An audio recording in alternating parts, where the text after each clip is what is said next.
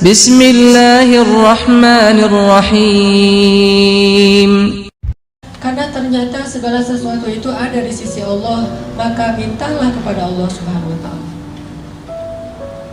Kayak ada orang yang menghafal Quran mengandalkan kecerdasannya, beda dengan yang menghafal Al-Quran mengandalkan iman kepada Allah Subhanahu wa Ta'ala. Karena ilmu di dalam Islam tidak disimpan di dalam pikiran dan kepala kita, tapi ilmu di dalam Islam itu disimpan di dalam hati. Al-fiqhu fiqhul qulub, pemahamannya itu dilakukan dengan hati. Mungkin teman-teman ada yang pernah dengar cerita Abdullah ibnu Mas'ud menghafal Al-Quran 1 juz hanya dengan sekali dengar. 1 juz loh, hafalannya dengan cuma sekali dengar. Surat apa di Al-Quran yang paling panjang turunnya sekaligus? Panjang 1 juz dan turunnya sekaligus. Ada yang tahu? Surat Al-An'am. Surat Al-An'am itu panjangnya sekitar 11 lembar, 1 juz lebih 1 lembar. Dan itu turunnya sekaligus, beda dengan surat Al-Baqarah. Kalau Al-Baqarah panjang 2 juz setengah, tapi turunnya nyicil, berangsur-angsur. Kalau surat Al-An'am 1 juz turunnya sekaligus.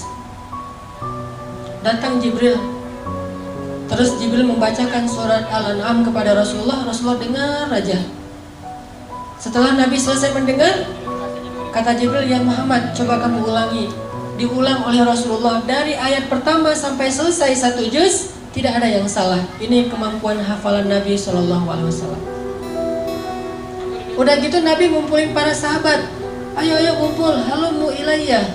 Ayo kumpul ke sini. Telah turun ayat kepada saya yang lebih saya cintai daripada dunia dan seisinya, yaitu surat Al-An'am yang dibuka dengan kalimat pujian Alhamdulillah. Terus Nabi bacain nih surat Al-An'am 1 juz. Bayangin teman-teman, para sahabat selama mendengar Nabi membaca Al-Quran 1 juz, gak ada para sahabat yang bergerak sama sekali.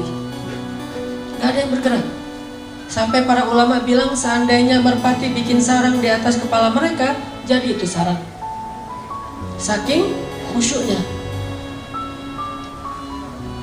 Para sahabat itu mendengar Nabi baca surat Al-An'am 1 juz dan khusyuk. Gak ada yang bergerak sama sekali. Diam aja dengerin. Lalu ketika Nabi selesai membaca Al-An'am 1 juz, seorang sahabat yang bernama Abdullah ibnu Mas'ud berdiri mengatakan, "Ya Rasulullah, saya sudah hafal surat itu." Coba, 1 kali dengar langsung hafal. Cuman tawaduknya Rasul, hebatnya Rasulullah itu, Rasulullah gak bilang, "Emang kamu doang? Saya juga bisa kayak gitu." Rasulullah ngomong kayak gitu. Padahal Rasulullah juga dari Jibril hafalnya sekaligus. Rasulullah malah bilang, "Oh gitu, coba Abdullah kamu baca."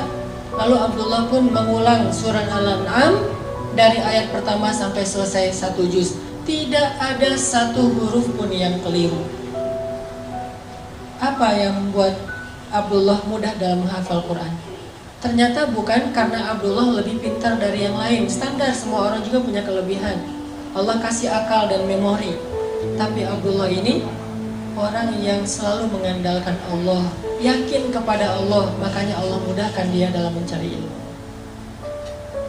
Saya teringat kata Abdullah bin Mas'ud ketika dia awal-awal belajar Quran. Kata dia, "Ta'allamnal iman qablal Quran." Kami itu belajar iman dulu sebelum belajar membaca Al-Quran. Sehingga kalau kami membaca Al-Quran, iman kami bertambah. Nanti akan muncul suatu kaum yang belajar Quran sebelum belajar iman. Walaupun mereka membaca sampai 30 juz Al-Quran, imannya tidak bertambah. Belajar iman sebelum belajar Quran. Apa arti belajar iman? Belajar yakin sama Allah. Nih saya nih lagi menghafal Quran. Dan Al-Quran ini adalah firman Allah, kata-kata Allah. Kalau saya pengen mudah menghafal Al-Quran, saya harus minta sama yang memiliki kata-kata ini. Pemiliknya adalah Allah SWT. Berdoa, "Ya Allah, mudahkan saya menghafal Quran. Ya Allah, mudahkan saya bertilawah Al-Quran." Allah mudahkan. Jadi bukan hanya mengandalkan kemampuan otak kita, Bukan hanya mengandalkan kemampuan memori kita, tapi andalkanlah Allah dalam segala urusan kita. Mulai dari belajar ilmu, mengamalkan ilmu, beribadah, bekerja, apapun, andalkan Allah Subhanahu wa Ta'ala. Jangan bikin Allah kecewa sama kita. Jangan buat Allah ilfil sama kita. Kalau Allah udah berpaling dari kita, kalau Allah udah unfollow kita nih, itu udah bahaya. Jangan sampai Allah unfollow. Apa unfollow-nya kalau dalam bahasa Al-Quran? Baro'atun minallah. Allah udah gak mau terlibat lagi dalam urusan kita. Jadi orang kalau misalnya mengandalkan Allah, dia akan melihat banyak keajaiban teman-teman dalam hidupnya. Pasti teman-teman sebagiannya mungkin pernah dengar cerita ketika awal-awal dulu saya berangkat Mesir. Itu ngandelin Allah banget tuh. Pulang dari Mesir juga kayak gitu. Dan Allah itu emang suka ngasih kejutan. Yang namanya kejutan, kita nggak boleh tahu duluan. Kalau tahu duluan namanya bukan kejutan. Ini nggak jelas nanti kayak gimana jadinya. Masa saya harus memilih pilihan-pilihan yang belum pasti? Udah, kalau itu Allah ridho, berarti pasti. Kalau pilihan kita itu Allah senang, berarti pasti. Pasti apa? Pasti ditolong. Pasti dikasih keajaiban. Pasti dikasih kebaikan. Itu pasti. Asalkan pilihan kita itu pilihan yang diridhoi Allah. Makanya kalau memilih sesuatu itu, minta ke ustadz atau ke kiai, tanya dulu mana yang Allah suka di antara dua pilihan. Namanya istifta. Setelah istifta, kalau masih galau juga, misalnya ada 5 pilihan. 5 pilihan ini tanya ke kiai, Pak Yai, ini ada 5 pilihan dalam hidup saya. Kira-kira yang Allah ridhoi yang mana nih? Kata Pak Yai, 3 ini nggak baik, tinggal 2 berarti yang Allah ridhoi. Masih galau kan? Baru istikharah. Jadi istifta, baru istikharah. Istifta itu apa? Minta pendapat ulama dulu, mana yang Allah ridhoi. Kalau yang Allah ridhoi itu masih ada 2, dua-duanya baik, baru istikharah, minta Allah yang memilihkan mana yang terbaik di antara yang baik. Libatkan Allah. Doa itu harus jadi kebiasaan kita. Ada apapun, doa. Mau garam, minta sama Allah. Garam aja minta kepada Allah. Sebutir beras, minta kepada Allah. Apapun minta kepada Allah. Karena Allah itu emang suka kalau kita meminta kepadanya. Kalau ada orang yang bilang malu banyak minta ke Allah, mending kita beramal aja, gak usah minta. Sesungguhnya para nabi itu suka meminta kepada Allah. Dan salah satu di antara nabi yang suka meminta kepada Allah itu namanya Ibrahim. Inna Ibrahim la'awwahun halim. Ibrahim itu awwahun. Awwah itu kata ulama tafsir, da'a itu artinya suka meminta, suka berdoa. Masalah sepele, berdoa. Sehingga kalau kita sudah melibatkan Allah dalam hidup kita, Allah Subhanahu wa Ta'ala itu punya banyak cara untuk menyelesaikan masalah kita.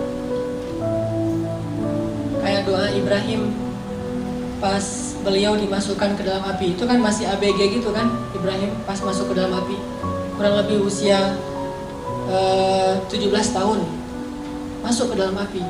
Apa kata Ibrahim?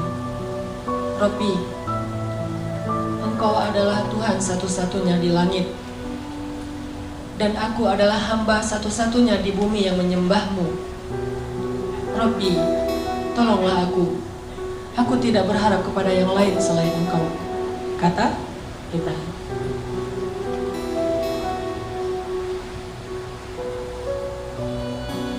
Gimana kata Ibrahim? Robbi, Engkau satu-satunya Tuhan di langit, dan aku satu-satunya hamba yang menyembahmu di bumi. Tolonglah aku tidak meminta kepada selain Engkau.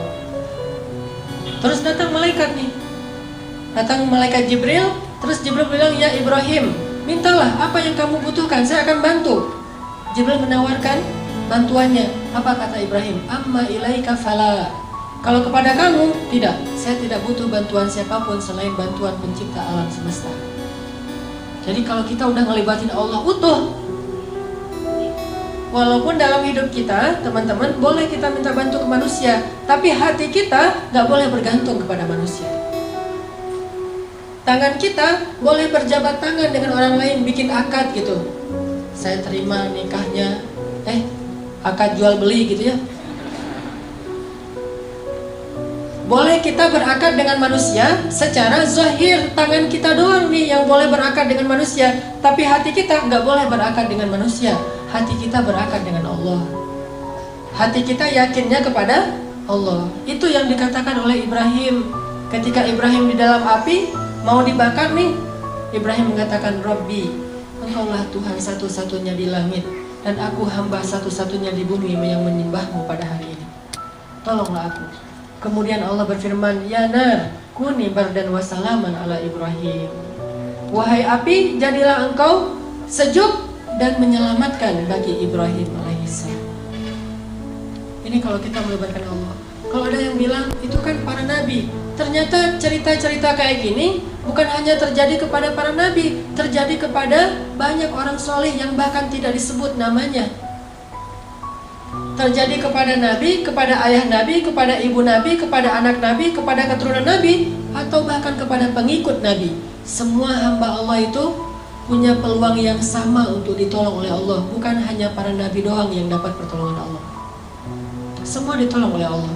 Atas nama hambanya, pasti Allah menolong. Coba teman-teman perhatikan salah satu kisah di dalam Al-Quran. Kayak gimana Allah itu kalau nolong hambanya itu caranya agak-agak unik dan penuh dengan kejutan. Coba kita perhatiin di dalam surat Al-Qasas, surat 28. Pada punya aplikasi Quran? Coba buka surat Al-Qasas, surat 28 ayat 7. Surat Al-Qasas, surat 28 ayat 7. Saya akan tilawah dulu ayat 7 sampai ayat 13. Surat Al-Qasas ayat 7 sampai ayat 13.